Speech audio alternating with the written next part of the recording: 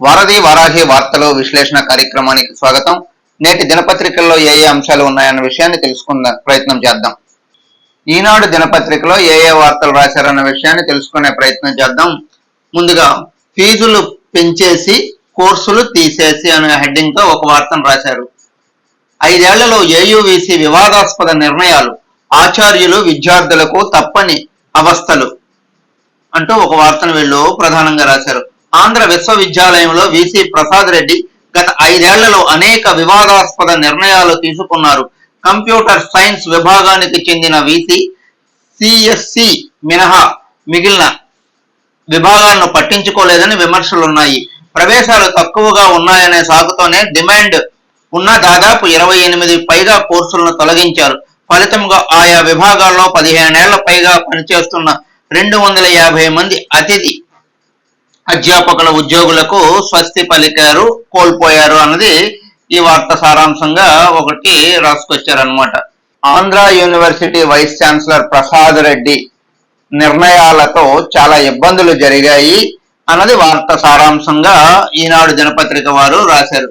ఫీజులు పెంచేసి కోర్సులు తీసేసి అంటే ఏవైతే ఉన్నాయో మంచి కోర్సులు అవన్నీ పక్కన పెట్టేసి కేవలం సిఎస్సి మీద మాత్రమే దృష్టి సారించి మిగతా 25 కోర్సులు తీసేయడంతో 250 మంది అధ్యాపకులు ఇబ్బందులు పడ్డారు అన్నది వార్త సారాంశంగా ఈనాడు దినపత్రిక రాసుకొచ్చారు.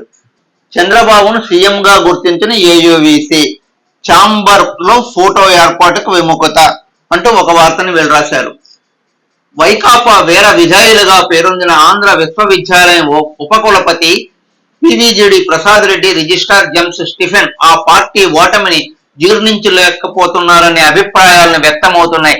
కూటమి అధికారంలోకి వచ్చి చంద్రబాబు నాయుడు ముఖ్యమంత్రిగా ప్రమాణం స్వీకారం చేసి 15 రోజులు గడిచింది.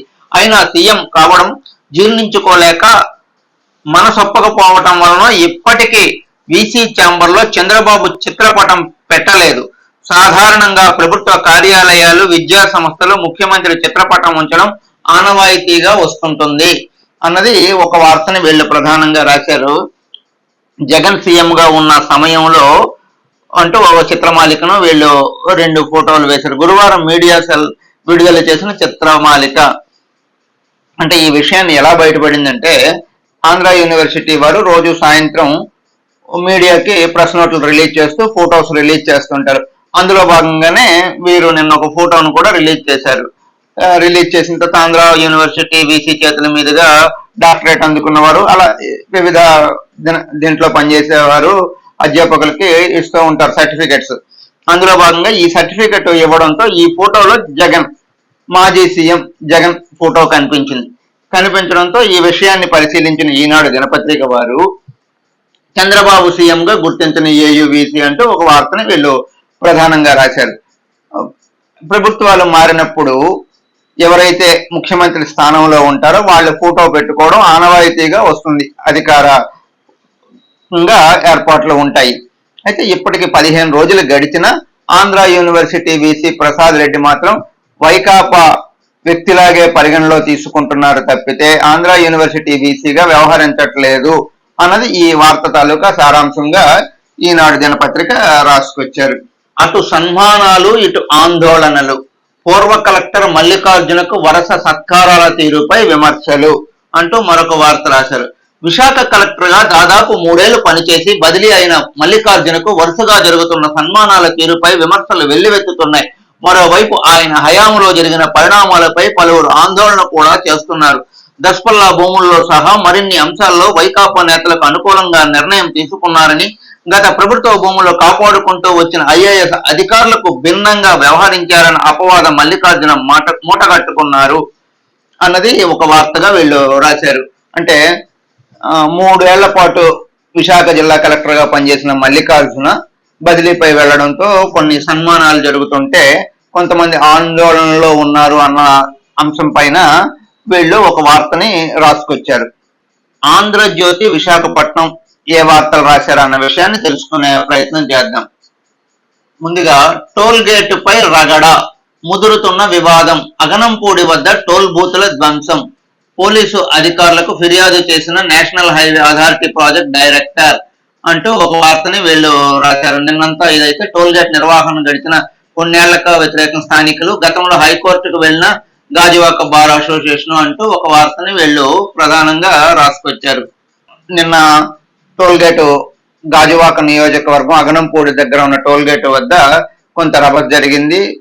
తెలుగుదేశం, జనసేన, ఏపీ కూటమి నాయకులు వెళ్లి అక్కడ టోల్ గేట్ అవసరం లేదని చెప్పేసి చెప్పడంతో కొంత గందరగోళ పరిస్థితి ఏర్పడింది. దాంతో NH5 అధికారులు ఫిర్యాదు చేశారు అన్న దానిపైన టోల్ గేట్ పై రగడా అని ఒక వార్తని వీళ్ళు ప్రధానంగా రాశారు. ఇక ఫిల్మ్ క్లబ్ వైసీపీ గబ్బు అంటూ సినీ ప్రముఖుల ఆధ్వర్యంలో గతంలో వైజాగ్ ఫిల్మ్ నగర్ క్లబ్ ఏర్పాటు చేశారు. వైసీపీ అధికారంలోకి వచ్చాక స్వాధీనం శాశ్వత కమిటీ ఏర్పాటు అంటూ ఒక వార్తను వీళ్ళు రాశారు. సభ్యులుగా AEVC Prasad Reddy, secretary AC secretary Gopinath Reddy, maritime board chairman Kayala Venkata Reddy నియామకం అంటూ ఒక వార్తని వీళ్ళు ప్రధానంగా రాసుకొచ్చారు.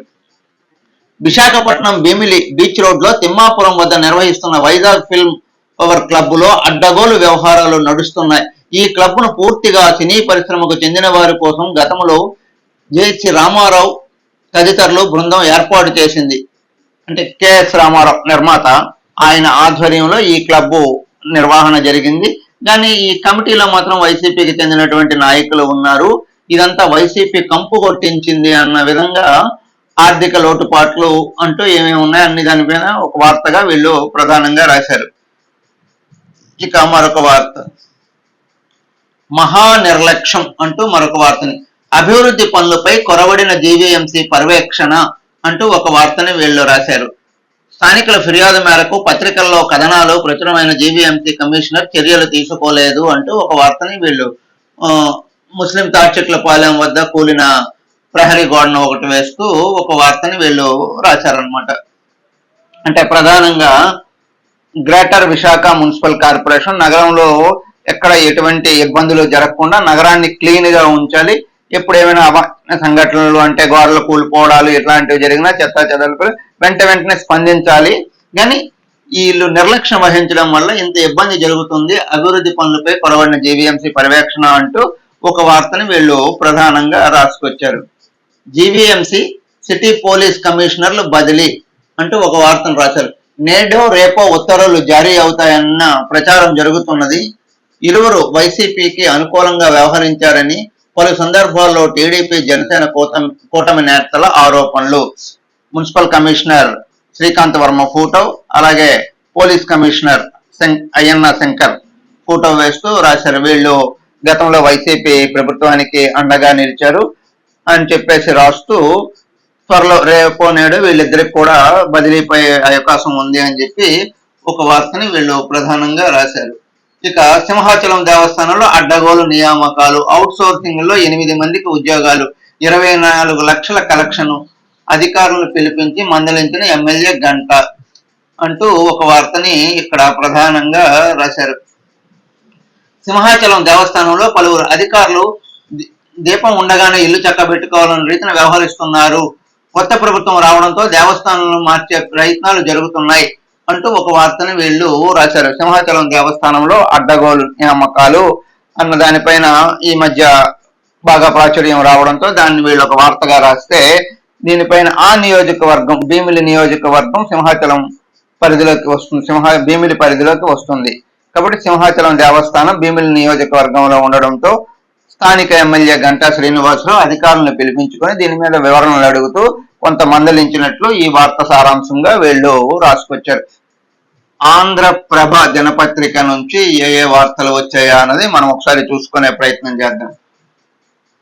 అల్లూరి కలెక్టర్ గా దినేష్ కుమార్ బాధ్యతల స్వీకరణ, మోర్దకొండమ్మను దర్శించుకున్న కలెక్టర్ ఘన స్వాగతం అంటూ ఒక వార్తను రాశారు. ఎయిడెడ్ పీజీ సెట్ల ఫలితాలు విడుదల అంటూ మరొక వార్తను రాశారు.